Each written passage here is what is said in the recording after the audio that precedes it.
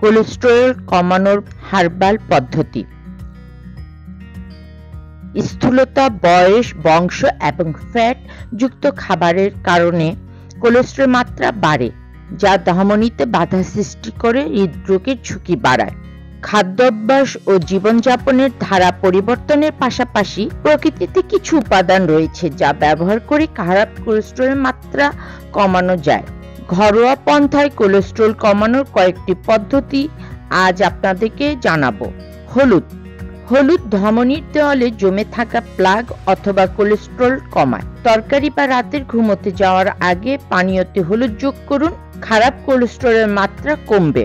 সকালে ঘুম থেকে উঠে খালি পেটে কুসুম গরম পানিতে 1 চা চামচ হলুদ গুলে পান করা সবচেয়ে ভালো উপায়। রসুন, এতে আছে উচ্চ মাত্রায় অ্যালিসিন যা কোলেস্টেরল কমায়। সকালে এবং ঘুমোতে যাওয়ার আগে নিয়মিত কয়েক কোষ রসুন চিবিয়ে খান। কাঁচা রসুন রান্না করা রসুনের চেয়ে ভালো কাজ করে।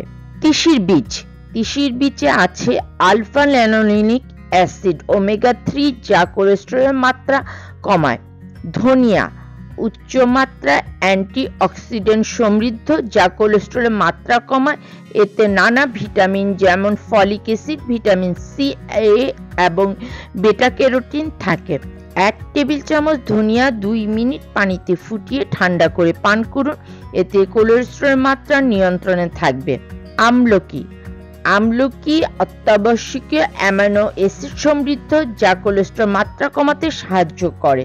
তাজা আমলকি অথবা 1 গ্লাস কুসুম গরম পানিতে 1 টেবিল চামচ শুকনো আমলকির গুঁড়া মিশিয়ে পানীয় তৈরি করে প্রতিদিন পান করুন।